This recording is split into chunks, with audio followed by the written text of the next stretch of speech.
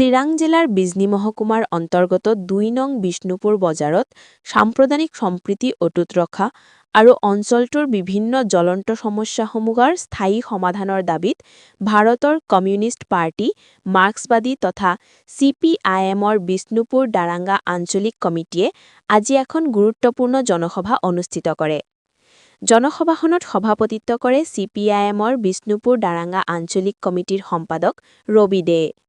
সভাত দলটোৰ নেতাসকলে ভাষণ প্ৰদান কৰি বৰ্তমান বিজেপি নেতৃত্বাধীন চৰকাৰক তীব্ৰ সমালোচনা কৰে।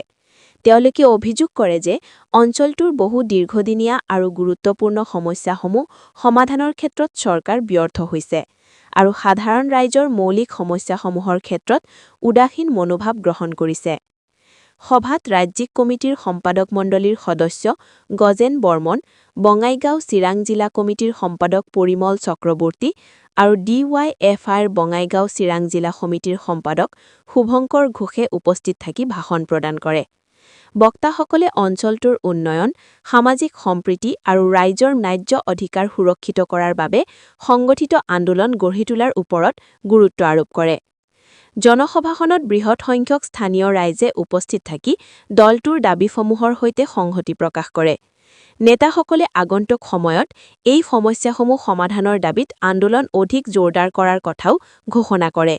News desk, Bijni first 24। আমি ভাৰতৰ কমিউনিষ্ট পাৰ্টি মাৰ্ক্সবাদীয়ে আমি যেটো কৈছোঁ, আমি এই যিখন বিজেপি চৰকাৰ চলিছে, আসলে এই বিজেপি চৰকাৰখন তেওঁলোকে যদি হিন্দুৰ কথা কৈছে হিন্দুৰ চৰকাৰ বুলি, আসলে এইখন হিন্দুৰ চৰকাৰ নহয়। এইখন হৈছে আমাৰ দেশৰ কৰ্পৰেটসকলৰ চৰকাৰ। ক্ৰ'ৰ পুঁজিপতিসকলৰ তেওঁলোকে চৰকাৰ। গতিকে তেওঁলোকে আজি এই ধনিক শ্ৰেণীৰ বা বৃহৎ পুঁজিপতি গোষ্ঠীৰ স্বাৰ্থ ৰক্ষা কৰিবলৈ যায়। তেওঁলোকে যদিও কৈছিল সৰ্বসাধাৰণ ৰাইজৰ যিবিলাক জনজীৱনৰ সমস্যা আছে সমাধান কৰিব, মূল্যবৃদ্ধি কমাব, প্ৰতি বছৰে আমাৰ কেন্দ্ৰই কৈছিল যে প্ৰতি বছৰে 2 কোটি চাকৰি দিব, 2014তে কৈছিলে। আমাৰ ৰাজ্যত কৈছে, এতিয়া হেমন্ত হৈছে প্ৰতি বছৰে 1 লাখকৈ চাকৰি দিব। আজি আৰু অন্যান্য ধৰক সাধাৰণ মানুহৰ সমস্যাবিলাক সমাধান কৰি দিব, ভূমি পাট্টা দিব আদি কৰি তেওঁলোকে এটা প্ৰতিশ্ৰুতি দিছিল যে বিশেষতঃ আমাৰ ৰাজ্যখনৰ যে বিশুদ্ধ খোৱা পানীৰ যোগান ধৰিব প্ৰতিটো পৰিয়ালকে। আসলে এইবিলাক সমস্যা তেওঁলোকে সমাধান কৰিব নোৱাৰে এটা কাৰণতেই, তেওঁলোকৰ মূল উদ্দেশ্যটাই হৈছে আমাৰ দেশৰ কৰ্পৰেট পুঁজিপতিসকলৰ স্বাৰ্থ ৰক্ষা কৰা। সেইকাৰণে আজি যিমানেই দিন গৈছে, আজি লাহে লাহে আমাৰ জনজীৱনৰ সমস্যা, গৰীব মানুহৰ সমস্যা, কৃষকৰ সমস্যা, ছাত্ৰ যুৱক মহিলাৰ সমস্যা দিন দিন বৃদ্ধি পাইছে। তেওঁলোকে জানে ক্ষমতাত থাকিল, এতিয়া সন্মুখত 2026ৰ নিৰ্বাচন আছে। তেওঁলোকে টাৰ্গেট কৰি লৈছে, আমি এতিয়া যিমানবিলাক প্ৰতিশ্ৰুতি দিলোঁ সেইটো পূৰণ কৰিব নোৱাৰিলোঁ, আমিতো নিজে নিজে বিত্ৰে কৰিলোঁ। এতিয়া তেওঁলোকে এই যে সমস্যাত জৰ্জৰিত মানুহখিনিৰ কাৰণে তেওঁলোকে বিভিন্ন ধৰণৰ আঁচনিবিলাক আনিছে। ধৰক অৰুণোদয় আঁচনি হওক, আজি গোটৰ নামত পইচা পাতি দিয়া হওক, PM কিষাণ আঁচনি হওক, মানে নানানটা আঁচনিবিলাক আনিছে। তেওঁলোকে আজি এই আঁচনিৰ জৰিয়তেও তেওঁলোকে যিবিলাক ঘোষণা কৰিছিল যে প্ৰতিটো পৰিয়ালক অৰুণোদয় আঁচনি একোজনকৈ মহিলাক দিয়া কথা, আজি তাতো তেওঁলোকে ব্যৰ্থ হৈছে। গোটৰ টকা দিয়াৰ ক্ষেত্ৰত তেওঁলোকে যে ব্যৰ্থ হৈছে, কোনোবা পুৰণা গোটক দিছে, নতুন গোটক দিয়া নাই। আজি মানুহ এতিয়াও বিক্ষুব্ধ হৈয়ে আছে। তেওঁলোকে এনেকৈ এই বিক্ষুব্ধ মানুহখিনিক হিতাধিকাৰী আঁচনিৰ জৰিয়তে প্ৰলোভিত কৰি তেওঁলোকে ৰাজনীতি কৰিব খুজিছে, যাতে আগন্তুক যি নিৰ্বাচন আছে তেওঁলোকে আঁচনিৰ দ্বাৰা যাতে নিৰ্বাচিত হ'ব পাৰে। কিন্তু বন্ধুসকল, দেখা গৈছে মানুহ এতিয়াও মানে বিক্ষুব্ধ হৈয়ে আছে। আমি আহ্বান কৰিম, এই যিখন বিজেপিৰ চৰকাৰ, আমি আহ্বান কৰিছোঁ জনসভাটো, এই যিখন বিজেপি চৰকাৰ কৰ্পৰেটৰ চৰকাৰ, ই সাধাৰণ খাতি খোৱা শ্ৰমিক, কৃষক, ছাত্ৰ যুৱকৰ চৰকাৰ নহয়। তেওঁলোকে সাম্প্ৰদায়িক নীতি লৈছে। তেওঁলোকে আমাৰ দেশৰ যি সংবিধান, আজি সংবিধান তেওঁলোকে ভৰিৰে গছকি পেলাইছে। আজি গণতন্ত্ৰ তেওঁলোকে নামানে, তেওঁলোকে ধৰ্ম নিৰপেক্ষতাক আজি খতম কৰি দিছে। গতিকে আগন্তুক দিনত তেওঁলোকে এই যে শ্ৰমজীৱী মানুহৰ যি ঐক্য সম্প্ৰীতি, শান্তি সম্প্ৰীতি, মানুহৰ কৰ্মৰ যি অধিকাৰ, মানুহৰ স্বাস্থ্যৰ যি অধিকাৰ,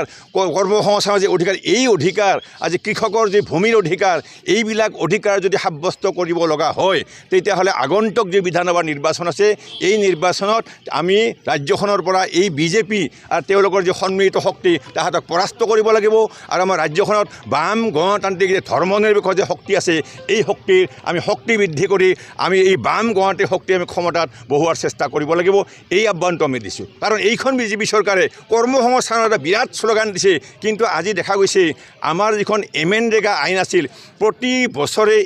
100 দিনৰ কামৰ গেৰেণ্টি আছিল কামৰ গেৰেণ্টি এইখন যদি কাম দিব নোৱাৰে তেওঁলোকে আইনমতে দণ্ডনীয় হ'ব আজি এই বিজেপি চৰকাৰে আইন কৰিয়ে কামৰ অধিকাৰ খৰ্ব কৰিছে এটা ভি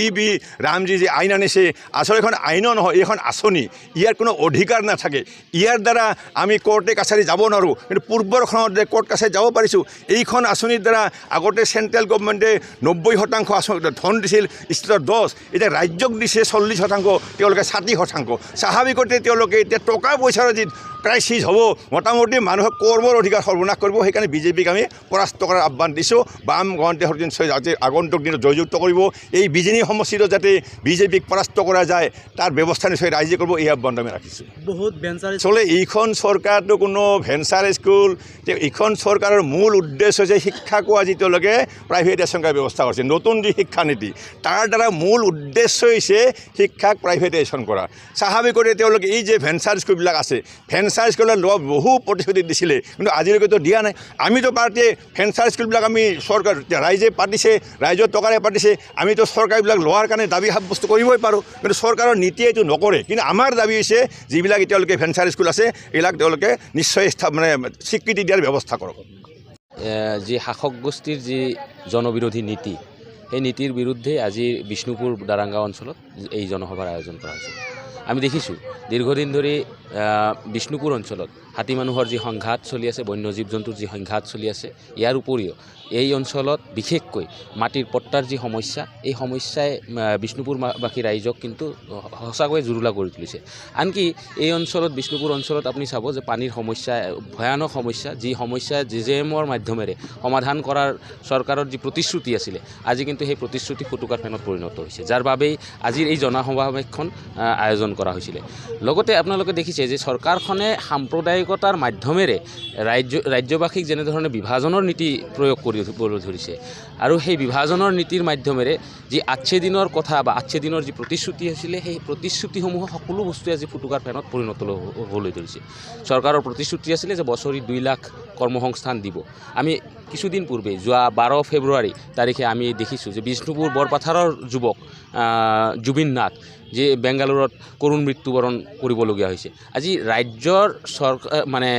যুৱকসকলক কৰ্মসংস্থান দিব পৰা নাই সেইটোতো এটা ভয়ানক বেপাৰ আৰু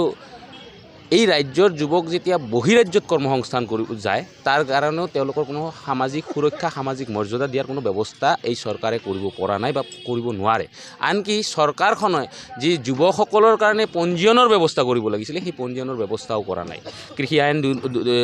কৃষকৰ আয় দুগুণা হ'ব বুলি কৈছিলে আজি দেখিছে যে যি ধৰণে বাজেটত কৃষক বিৰোধী নীতি লৈ আহিছে আজি সাৰ বীজৰ ওপৰত যি ৰেহাই মূল্য আছিলে সেই ৰেহাই মূল্য কৰ্তন কৰি সাৰ বীজৰ মূল্য বৃদ্ধি কৰাই দিলে যাৰ ফলত কৃষকসকলৰ কিন্তু আজি সামগ্ৰীসমূহ মানে উৎপাদন কৰাৰ ক্ষেত্ৰত আজি সাৰ কিনিবৰ ক্ষেত্ৰতো মূল্য বেছি দামত কিনিবলগীয়া হৈছে বীজ কিনাৰ ক্ষেত্ৰত বহুত দামত কিনিবলগীয়া হৈছে সেইকাৰণে আজিৰ এই জ্বলন্ত সমস্যাবিলাক কেনেধৰণে সমাধান কৰিব পাৰি তাৰ বাবেই এই মানে আজিৰ যি আমাৰ সমাৱেশ বা এই জনসভাৰ আয়োজন কৰা হৈছিল উপস্থিত আছে ৰাজ্যিক সম্পাদক মণ্ডলীৰ সদস্য কমৰেড গজেন বৰ্মন তেখেতৰ পৰা আপোনালোকে আৰু সবিশেষ জানিব পাৰিব